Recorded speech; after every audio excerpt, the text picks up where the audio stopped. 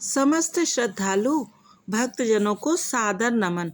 चलिए आज हम लोग सुनते हैं शिव पुराण में शिव पार्वती विवाह का पूरा वर्णन और किस प्रकार से शिव जी पार्वती जी को लेकर के कैलाश पर्वत पर गए। ब्रह्मा जी बोले, तदंतर शैलराज ने प्रसन्नता पूर्वक बड़े उत्साह से वेद मंत्रों के द्वारा शिवा एवं शिव जी का उपनयन संस्कार संपन्न कराया। तदंतर विष्णु आदि देवताओं एवं मुनियों ने हिमालय के द्वारा प्रार्थना किए जाने पर उनके घर के भीतर प्रवेश किया। उन लोगों ने लोक तथा वेद रीति को यथार्थ रूप से संपन्न कर शिव के द्वारा दिए गए आभूषणों से पार्वती जी को अलंकृत किया। सखियों और ब्राह्मणों की पत्नियों ने पहले पार्वती जी को स्नान कराकर पुनः सभी प्रकार से सजाकर उनकी आरती उतारी। शंकर प्रिया तथा गिरिराज सुता वर्णिनी पार्वती उस समय 2 नूतन वस्त्र धारण किए हुए अत्यंत शोभित हो रही थीं। हे मुने, उन देवी ने अनेक प्रकार के रत्नों से जटित परम दिव्य तथा अद्भुत कंचुकी धारण की, जिससे वे अधिक शोभा पाने लगी। तदंतर उन्होंने दिव्य रत्नों से जड़ा हुआ हार तथा शुद्ध सुवर्ण के बने हुए बहुमूल्य कंकड़ों को भी धारण किया।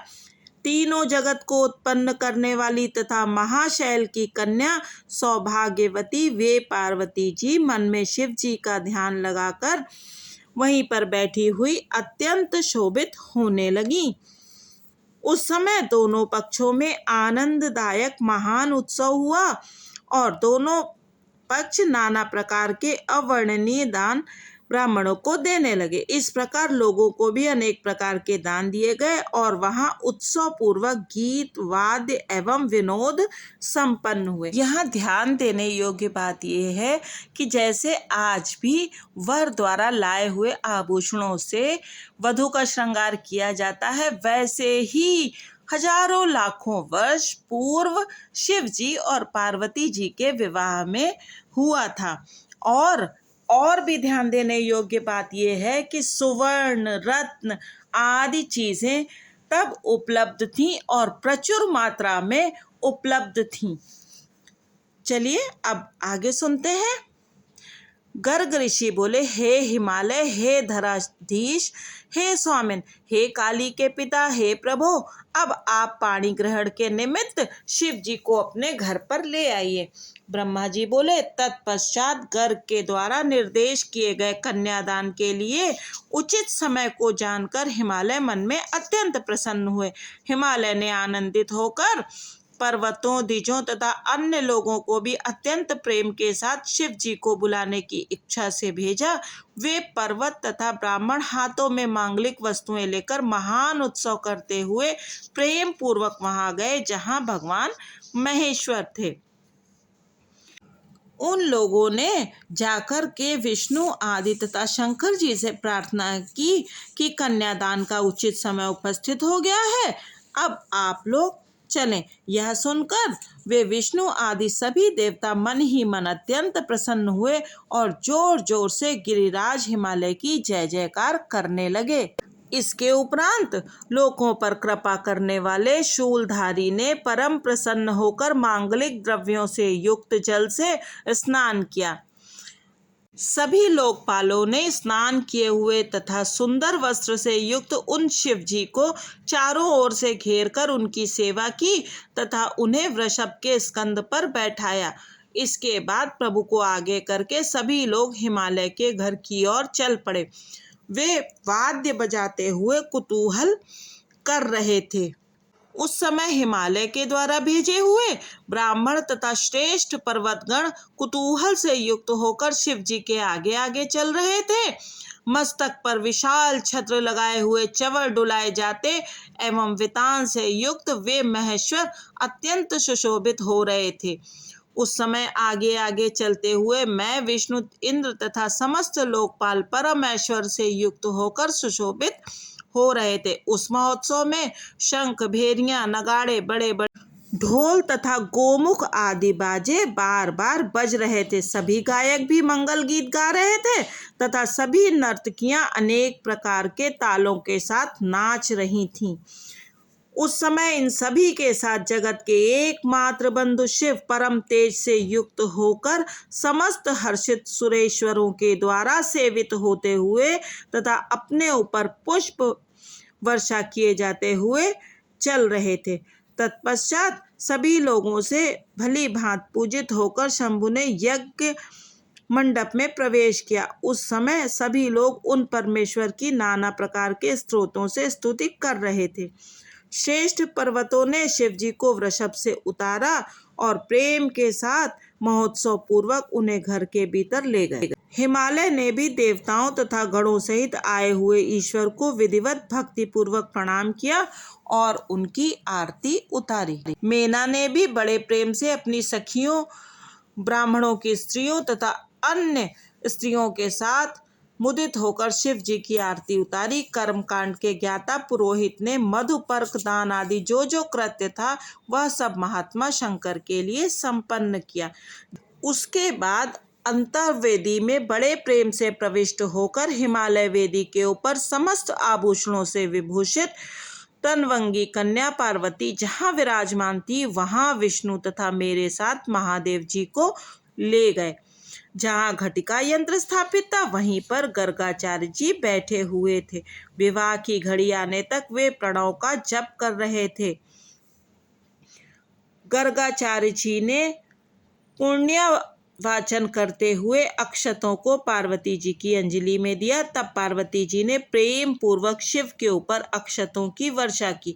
इसके बाद परम उदार तथा सुंदर मुख वाली उन पार्वती जी ने दही, अक्षत तथा कुश के जल से शिव जी की पूजा की, जिनके लिए उन शिवा ने पूर्व काल से अत्यंत कठोर तप किया था। उन शंभु को प्रेम पूर्वक देखती हुई वे अत्यंत शोभित हो रही थी। हे मुने, तदंतर मेरे एवं गर्ग आदि मुनियों के कहने पर सदाशिव ने लौकिक विधि का आश्रय कर पार्वती जी का पूजन किया। इस प्रकार जगन्मय पार्वती तथा परमेश्वर परस्पर एक दूसरे का सत्कार करते हुए परम शोभा को प्राप्त हो रहे थे। लक्ष्मी आदि देवियों ने त्रैलोक्य की शोभा से समन्वित होकर एक दूसरे की ओर देखते हुए उन दोनों की विशेष रूप से आरती उतारी। तत्पश्चात ब्राह्मणों की स्त्रियों तथा नगर की अन्य स्त्रियों ने उनकी आरती की।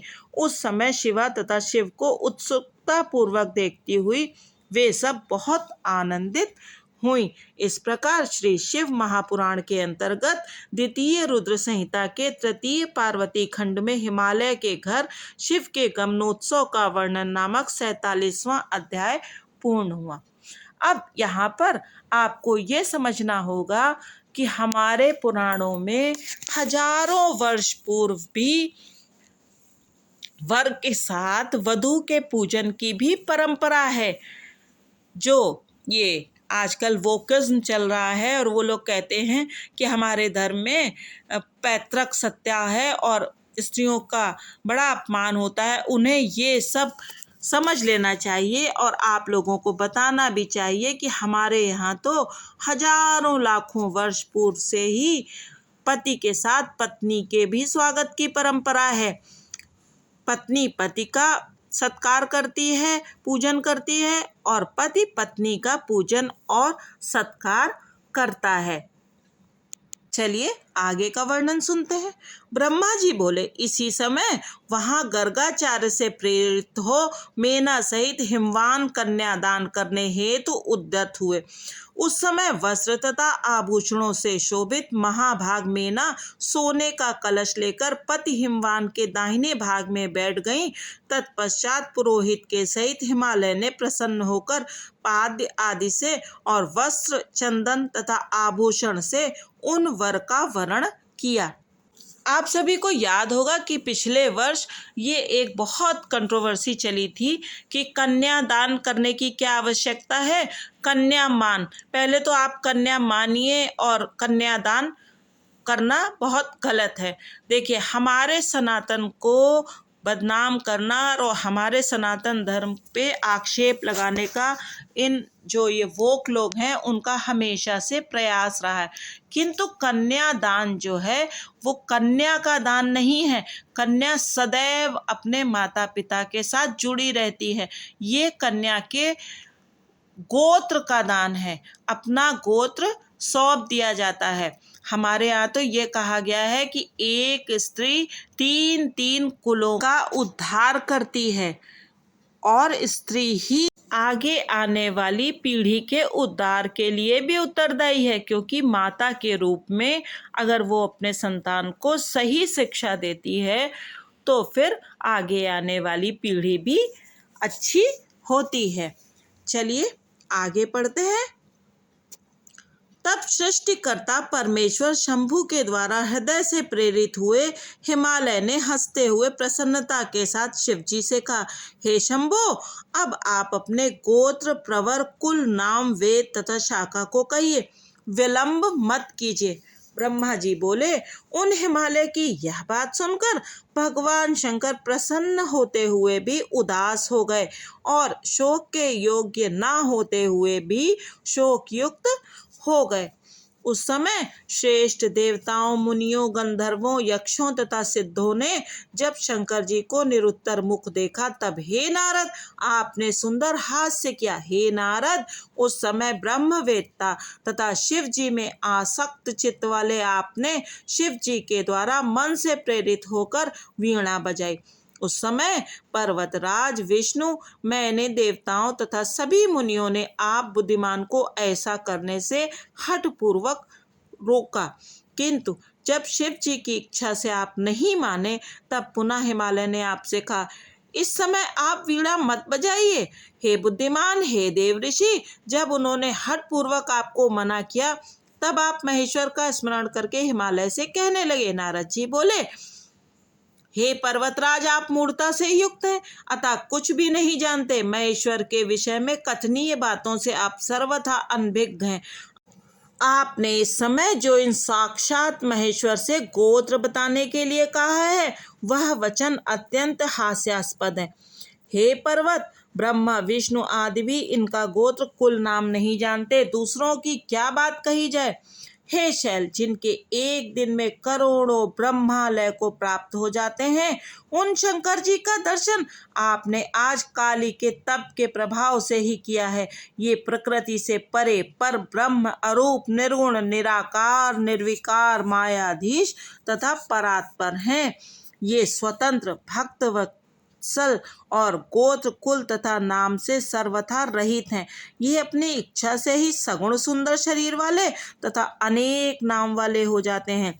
ये गोत्रहीन होते हुए भी श्रेष्ठ गोत्र वाले हैं, कुलहीन होते हुए भी उत्तम कुल वाले हैं और आज पार्वती के तप से आपके जामाता हुए हैं, इसमें संदेह नहीं है। उन लीला बिहारी ने चराचर सहित जगत को मोहित कर रखा है। हे गिरिउत्तम, कोई महान ज्ञानी भी इन्हें नहीं जानता। ब्रह्मा जी भी लिंग की आकृति वाले महेश के मस्तक को नहीं देख सके। विष्णु जी भी पाताल तक जाकर इन्हें नहीं प्राप्त कर पाए और आश्चर्यचकित हो गए। हे गिरिश्रेष्ठ, अधिक कहने से क्या लाभ। शिव जी की माया बड़ी दुस्तर है। त्रैलोक्य और विष्णु, ब्रह्मा आदि भी उसी माया के अधीन है। इसलिए हे पार्वती तात, प्रयत्न पूर्वक भली भांति विचार करके आप वर के गोत्र, कुल एवं इस प्रकार के वर के संबंध में थोड़ा भी संदेह मत कीजिए। ब्रह्मा जी बोले, हे मुने, गिरीश्वर हिमालय आपका यह वचन सुनकर संतुष्ट हो गए और उनके मन का विस्मय जाता रहा। तब विष्णु आदि वे देवता एवं मुनि विस्मय रहित हो साधु साधु ऐसा कहने लगे।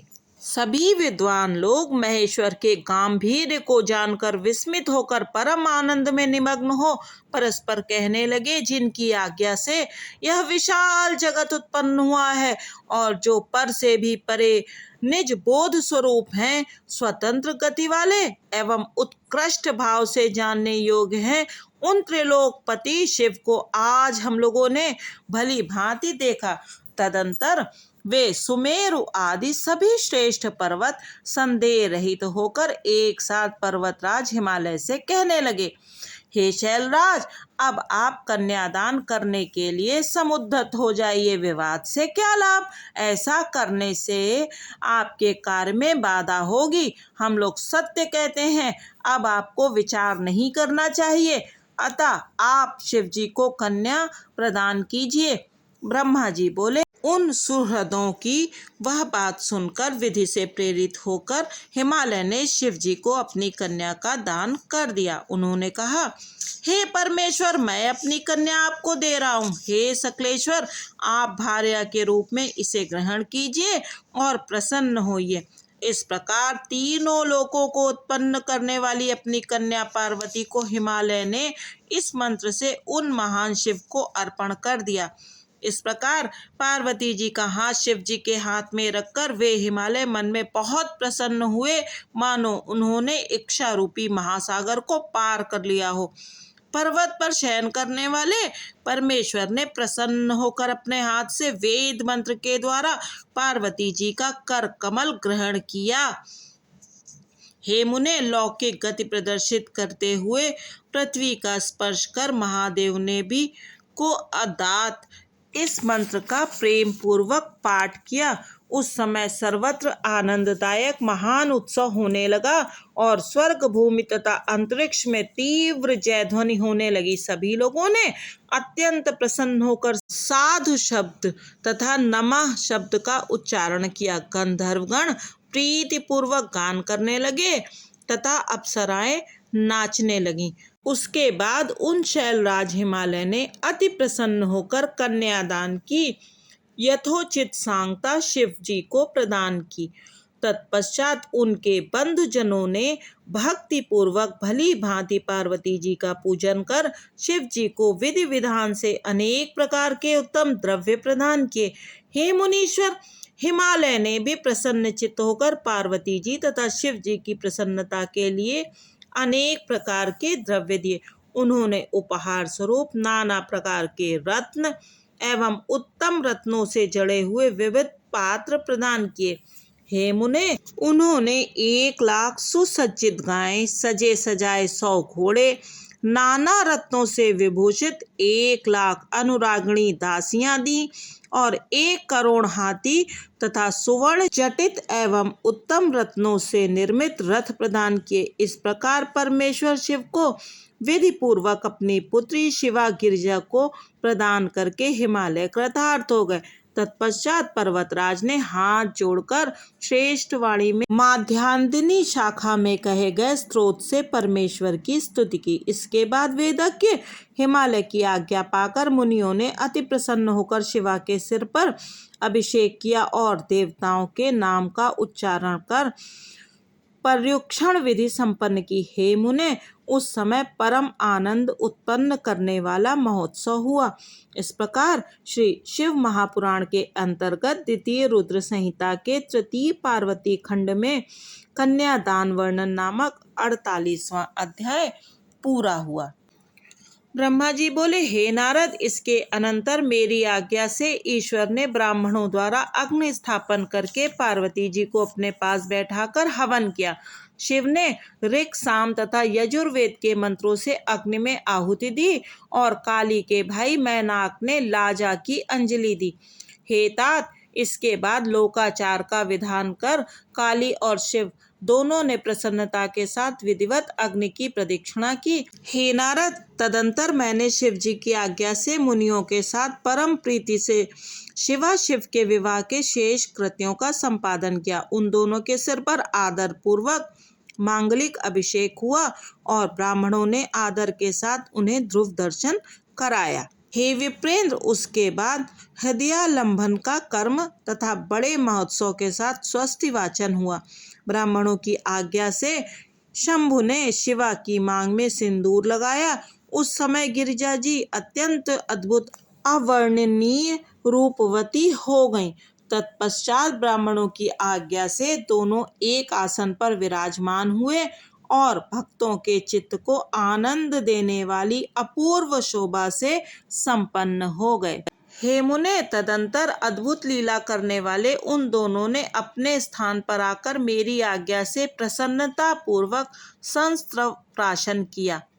ये संस्त्रव प्राशन जो है वो आप सब लोग भी जब हवन करते होंगे तो आप लोगों को याद होगा कि पंडित जी आपको एक कटोरी में पानी रखवा देते हैं, जल रखवा देते हैं और कहते हैं कि आप जैसे हवन में घी डालिए तो आप कटोरी के जल में भी वो घी डालते रहिए। अग्नि में घी की आहुति देकर आप जो वो जल का पात्र है उसमें अवशिष्ट घृत को डाल देते हैं और प्रत्येक आहुति में ऐसा किया जाता है। जो ये घी होता है इसको संस्त्रव कहते हैं और अंत में यजमान उसे पीता है। इसी को संस्त्रव प्राशन कहा गया है। तो उसके पश्चात विवाह यज्ञ के विधिवत संपन्न हो जाने पर प्रभु शिव ने मुझ लोककर्ता ब्रह्मा को पूर्ण पात्र का दान किया। तत्पश्चात शिवजी ने आचार्य को विधि पूर्वक गोदान दिया तथा मंगल प्रदान करने वाले जो अन्य महादान हैं उन्हें भी बड़े प्रेम से दिया। उसके बाद उन्होंने बहुत से ब्राह्मणों को अलग अलग 100 स्वर्ण मुद्राएं, करोड़ों रत्न तथा अनेक प्रकार के द्रव्य दिए। उस समय सभी देवगण एवं अन्य चराचर जीव हृदय से अत्यंत प्रसन्न हुए और जोर जोर से जय ध्वनि होने लगी।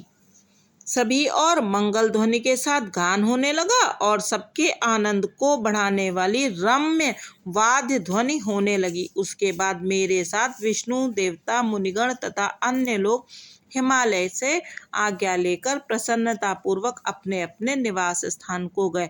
उस समय हिमालय के नगर की स्त्रियां प्रसन्न होकर शिवा एवं शिव को लेकर दिव्य कोहबर घर में गईं। वहां पर वे स्त्रियां आदर के साथ लौकिकाचार करने लगी। चारों ओर आनंद प्रदान करने वाला महान उत्साह फैल गया। उसके बाद उन सब ने लोगों का कल्याण करने वाले उन शिव शिवा को महादिव्य निवास स्थान में ले जाकर प्रसन्नता पूर्वक लौकिकाचार किया। तत्पश्चात हिमालय के नगर की स्त्रियां समीप में आकर मंगल कर्म करके दंपति को घर में ले गईं। वे जय जयकार कर ग्रंथि बंधन खोलने लगी। उस समय वे कटाक्ष करती हुई मंद मंद हंस रही थीं और उनका शरीर रोमांचित हो रहा था। तदंतर मिष्ठान ग्रहण कर आचमन कर प्रसन्नचित महेश ने पार्वती जी के साथ कर्पूर युक्त पान का सेवन किया। इस प्रकार श्री शिव महापुराण के अंतर्गत द्वितीय रुद्र संहिता के तृतीय पार्वती खंड में परिहास वर्णन नामक 50वां अध्याय पूर्ण हुआ। इसके पश्चात रति देवी ने शिव जी से प्रार्थना कर अपने पति कामदेव जी को जीवित करवा लिया। उसके बाद शिव जी ने अपने निवास गृह में पार्वती को बाईं ओर बैठाकर उन्हें मिष्ठान का भोजन कराया और उन्होंने भी परम प्रसन्न होकर उन शिव जी को भोजन कराया। इस प्रकार लोकाचार में लगे हुए वे शंभु वहां का कृत्य करके मेना तथा हिमालय से आज्ञा लेकर जनवास में चले गए। हे मुने, उस समय महोत्सव होने लगा, वेद ध्वनि होने लगी तथा लोग चारों प्रकार के बाजे बजाने लगे। शिवजी ने अपने स्थान पर आकर मुनियों को, मुझे तथा विष्णु जी को प्रणाम किया। देवता आदि ने लोकाचार के कारण उनको भी प्रणाम किया। उस समय जय शब्द और नमः शब्द का उच्चारण होने लगा और सभी प्रकार के विघ्नों को दूर करने वाली मंगलदायिनी वेद ध्वनि होने लगी। मैं विष्णु जी तथा सभी देवता भगवान शिव जी की स्तुति करने लगे।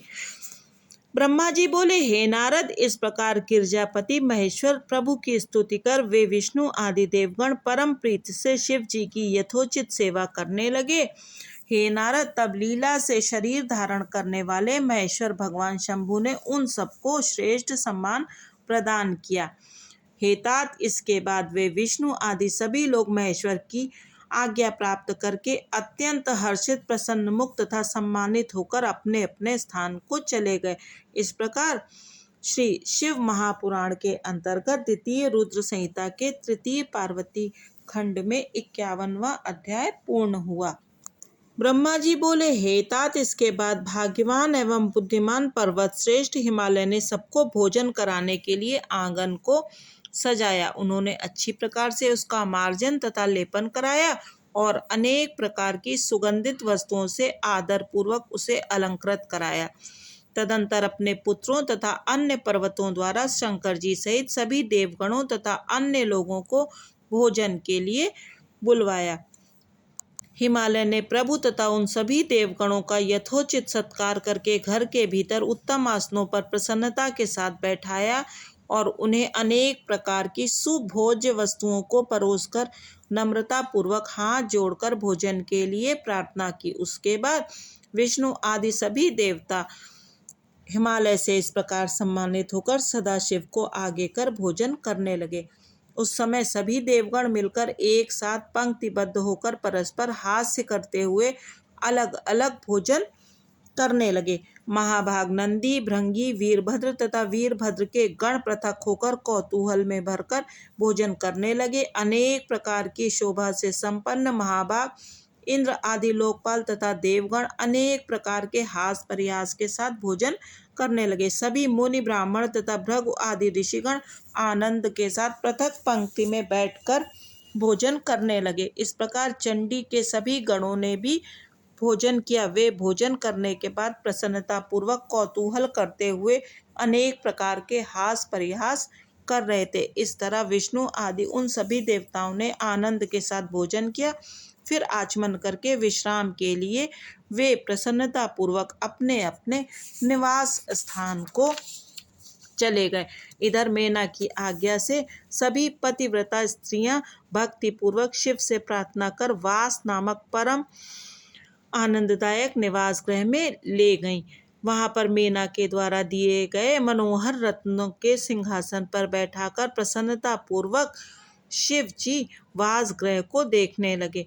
वह गृह सैकड़ों जलते हुए रत्न दीपकों से प्रकाशित तथा शोभा संपन्न था। वहां अनेक प्रकार के रत्नों के पात्र विराज रहे थे। उनमें स्थान स्थान पर मोती तथा मणियां लगी हुई थी। वह रत्नों के दर्पण की शोभा से युक्त था।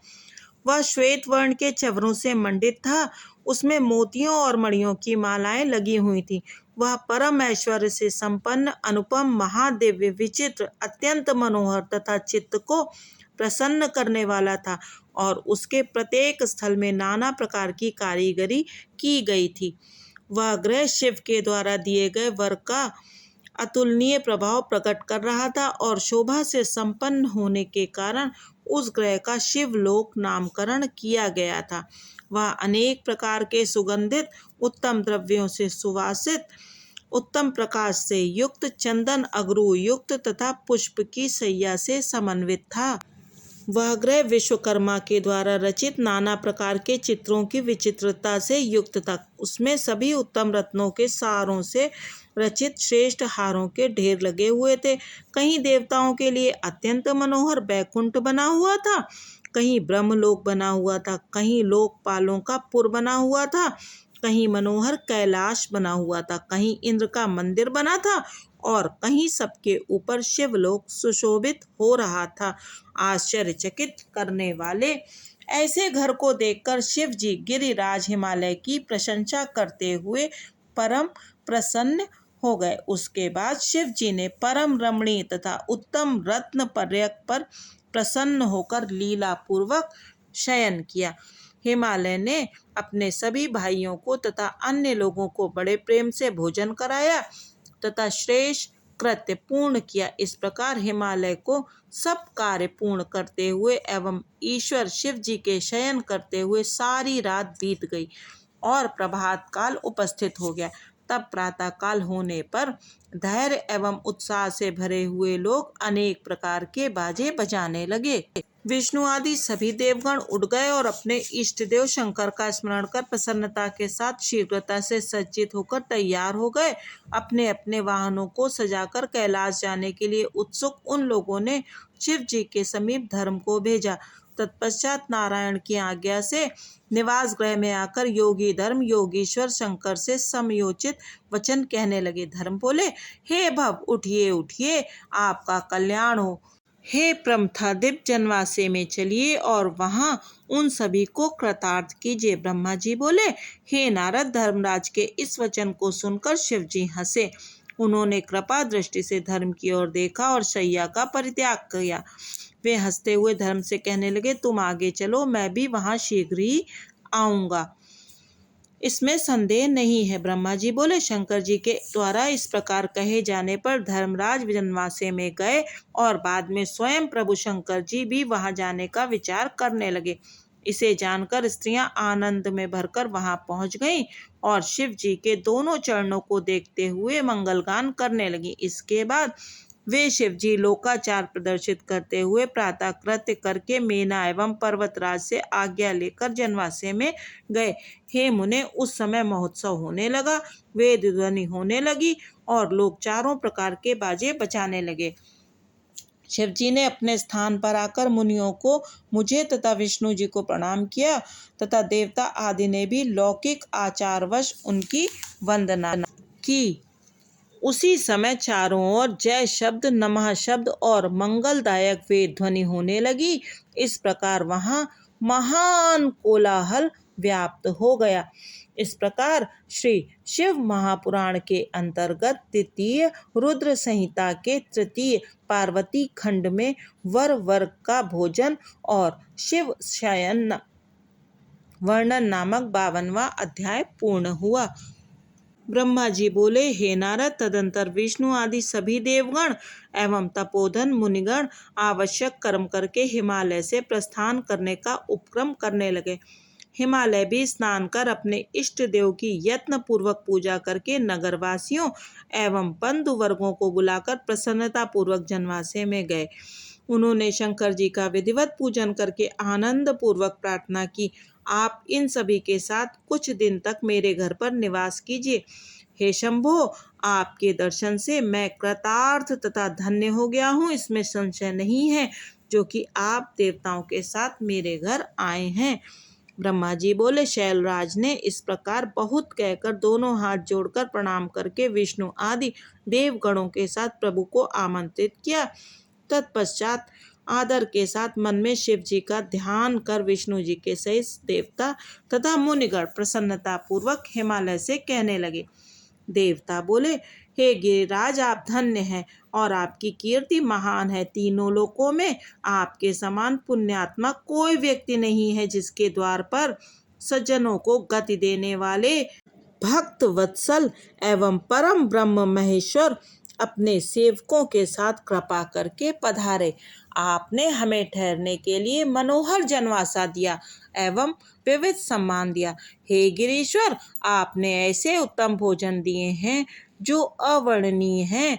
वहाँ कोई आश्चर्य नहीं, जहाँ साक्षात अंबिका शिवा देवी हैं। सब कुछ सर्वथा परिपूर्ण है, कुछ भी शेष नहीं रहा। हम लोग धन्य हैं जो यहाँ पर आ गए। हे नारद, इस प्रकार वहाँ एक दूसरे की उत्तम प्रशंसा हुई।